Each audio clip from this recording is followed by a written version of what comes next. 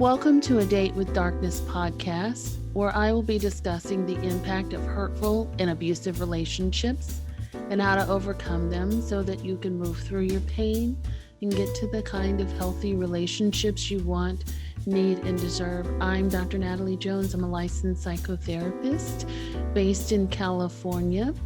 While I hope that you find this podcast educational and informational, please note it should not be substituted for treatment with a licensed mental health professional. Also, due to the nature of the podcast, some of the information presented on the show can be sensitive to some of my listeners, so please note that listener discretion is advised. Hello, and welcome back to A Date with Darkness podcast. Guys, I'm so happy to be back. I have missed you all and I've missed talking, but trust and believe I've not forgotten about you.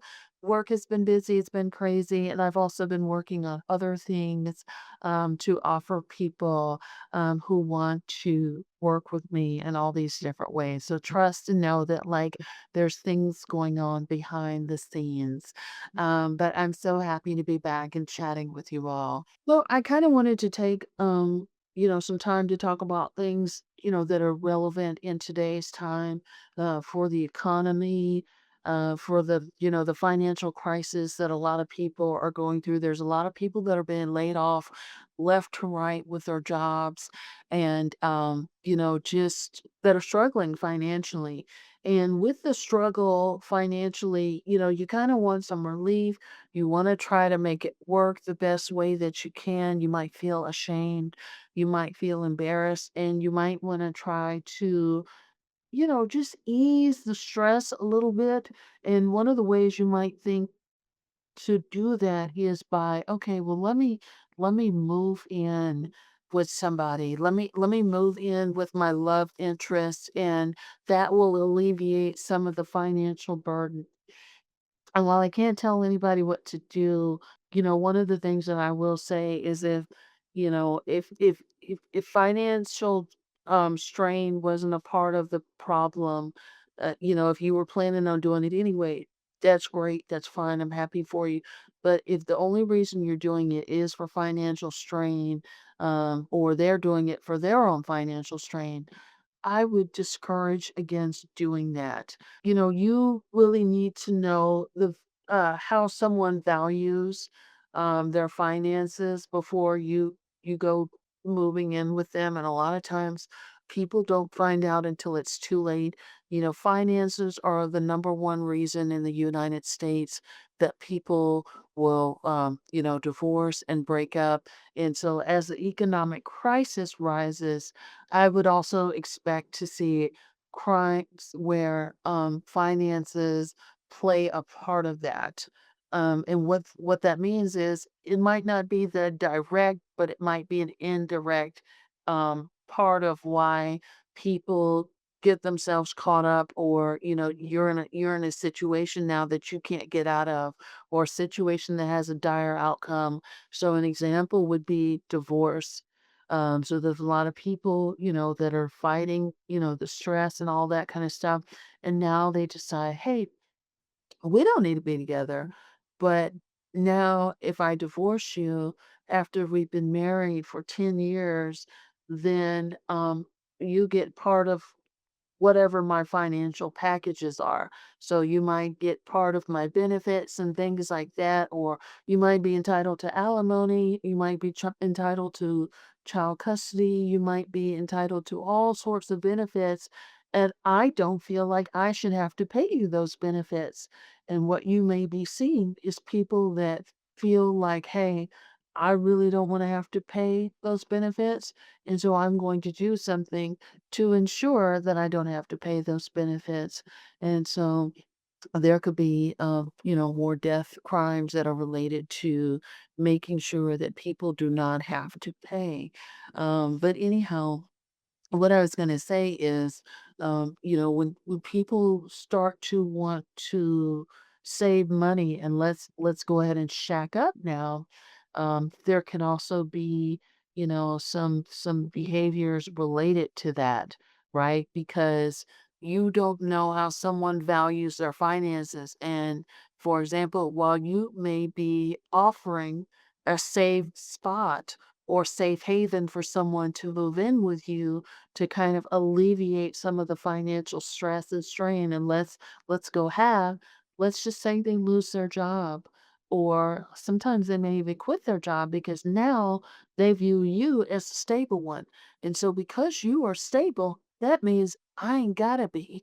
And so what that may look like is I may quit my job. I may put in less effort in looking for a job. And when you try to ask me about getting a job, I may blow up on you and get angry with you and create chaos and conflict to get you away from asking me about that. When really the thing is, I don't want to get a job. I'm not going to come out and tell you that. But I really don't want to get a job. And I don't feel like I have to. I feel like now, and since I moved in with you and now we're in a relationship together, that you should take care of me. And I've seen this a lot with men who do this with women. And once you get somebody in your home, you cannot, it is very difficult to get them out because now they're on your lease or now they're on your whatever, or they've established residency. And so you actually may have to go through a legal process to get them out, and that can take forever and a day in order to do that. Until then, you got to be looking right in those eyes, baby. Um, and so, you just wanna be careful with moving someone in your home, thinking that you are going to convenience yourself when really they don't have values, as it relates to finances. They view their money as their money and your money as their money, and really they just use this opportunity as a smokescreen to hurry up and shack in with you when they knew all along that they never had any intention of contributing, of, helping you out with bills or things like that. And so it's a way for them to be predatory as it relates to your finances, as it relates to your generosity, and as it relates to your home. And they use the economic crisis to do that. So people who are predatory are always looking for ways to make life easier for themselves, and they don't care how it harms anybody else. So, you just wanna be careful with that, and if you have to, if you want to try to make things more convenient for you financially, you want to try and do that with people that what their values around finances are, or you want to at least have an agreement set up in place to do that. So protect yourself, when doing that. Get out of the habit of feeling sorry for somebody if they've lost a job. So you want to have the expectation and you want to know and you want to be sure, not just by them giving you lip service, but by seeing their actions over a period of time. You want to know that if that person loses their job or gets laid off, they're going to do their damnedest to go out and get another one. You ain't going to have to stay on them like mama and do their resume and fill out applications for them. You're gonna want you know that they're going to make a concerted effort to do what they need to do. And you also want to make sure that they have money saved up and that they could, it's 6 months worth of rent, if anything should happen, that at least they have that, and that they've been financially responsible. You want to make sure your values are aligned, and not get stuck, in a situation where financially, you're going to be stuck with more debt trying to get somebody out of your home that doesn't respect you, or you're going to be stuck with more debt listening to a sob story where somebody's talking about, well, the man won't give me a job, and therefore, or somebody who says, well, I'm holding out for a management position, and I'm not gonna really look for anything else because I believe that I deserve a management position.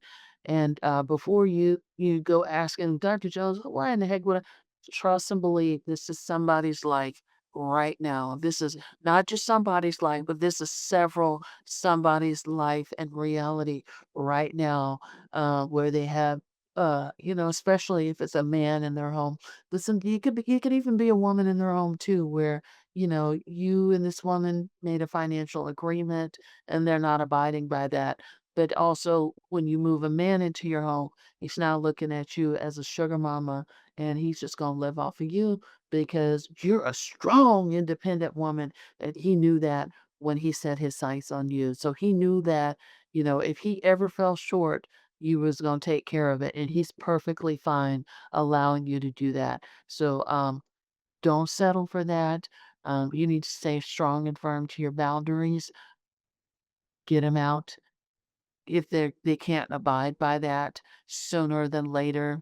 Don't walk on eggshells around conversations around money.